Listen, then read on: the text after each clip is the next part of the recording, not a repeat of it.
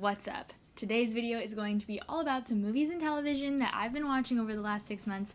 Just like the books that I've been reading, the 12 books that I did that video, I'm not going to go through every single TV show or every single movie that I've watched because I watch a lot of movies and television. So just quickly to go through some favorite rewatches that I had over the last 6 months, I watched Willow, Hook, Aladdin, the cartoon, and Mockingjay Part 1 and 2. I just love rewatching things, like it's some of my favorite things. Some TV shows that I rewatched were Shameless, and as I've said before in a couple different videos now, I am currently rewatching Grey's Anatomy. I am almost to the point where I'm to new episodes, so eventually I will talk about that probably, but I love to rewatch things.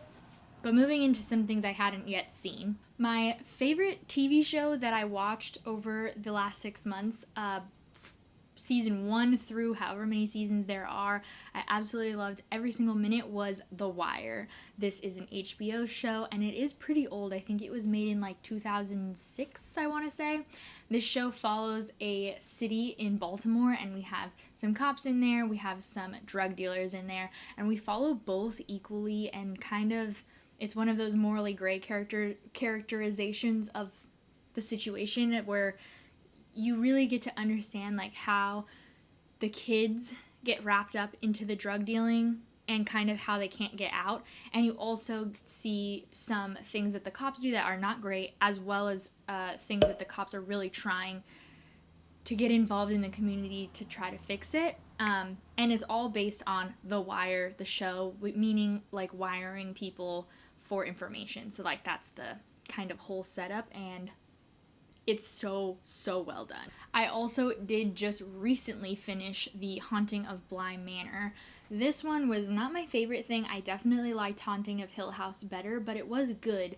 I like there's a quote from the very end of the show that I'm not going to tell you, but it made it make a little bit more sense and made me like it a little bit more. It's about the type of story that it is, for those of you who've seen it, and I felt like that made more sense. But overall, I think really the thing that bothered me was like the narration and the reason that we have this setup, which is like we watch this wedding rehearsal night, and then the woman that's there kind of says like, oh, I have a ghost story, and then she tells this 9-hour-long ghost story that we're watching. I didn't understand why we set it up like that. Like, you could have done better than that. It was weird. I didn't like it. But overall, I did really love the characters. I loved a lot of it. I just didn't, I don't know, it was a weird setup for the ghost part too. Like, it wasn't that scary, especially like after watching Haunting of Hill House. It's clearly made to be very similar, kind of like season 2 of the show, even though it is set with different characters and everything, and it was just fine. Other things that I've watched this year, talking about TV shows, is Raised by Wolves. This is on HBO as well, and this show is really good.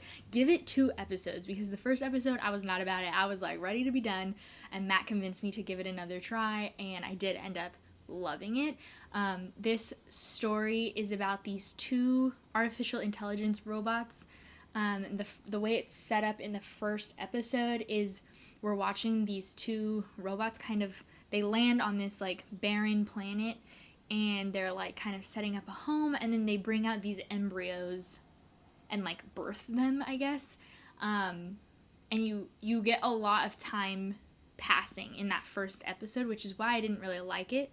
But the overall like kind of world that we're in is this very future from now, but the human race is kind of going extinct on Earth because there's this giant world war that just is never ending. You have these religious fanatics who don't like artificial intelligence, and then you have the atheists who do like artificial intelligence, and I don't even remember which one's winning the war, or like which one created the evil thing that like is really making everything worse, but I love the politics of it. It does end up making its way into the current time frame, but I liked it a lot. All the characters were cool. There's a lot of conversation about like what motherhood is and what parenting is. which I really, really liked. I thought it was really well done. Moving into some movies that I've watched over the last 6 months.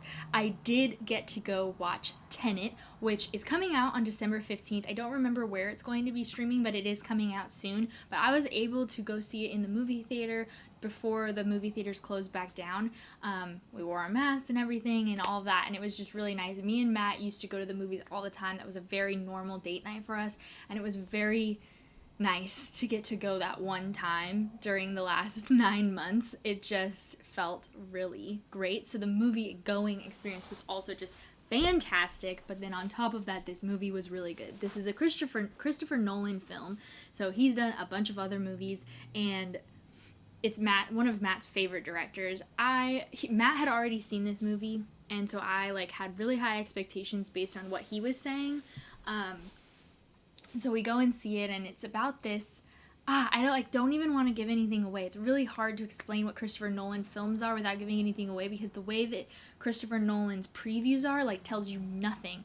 It's very action-packed. There's a lot of gunslinging, a lot of stuff. There's sci-fi elements. There is time warping. I don't even want to say necessarily time travel, but time warping in this story. Robert Pattinson is in it, and so is our main character, who I forget the actor's name, but this is him on the cover. And he was amazing. I've never seen him in anything before. So good. And just, it was really good. I loved it. Speaking of Robert Pattinson, I also watched The Devil All the Time, who he is in it as well.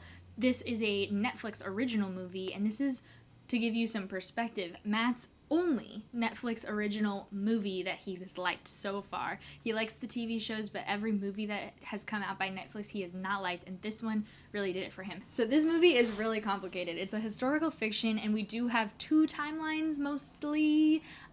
This story has a lot of trigger warnings for murder, rape, sexual assault, all sorts of terrible things, suicide, everything. Please check out some trigger warnings before you go into this movie, because I don't know that I've even remembered everything that happens.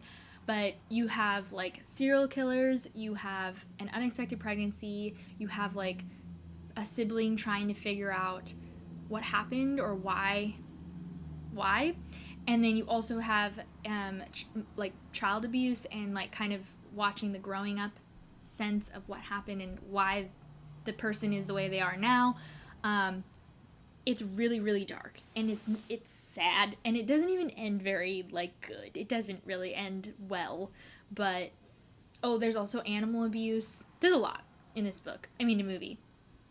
I did like it. I thought it was well done. It just, you have to be in the right mood for this depressing movie.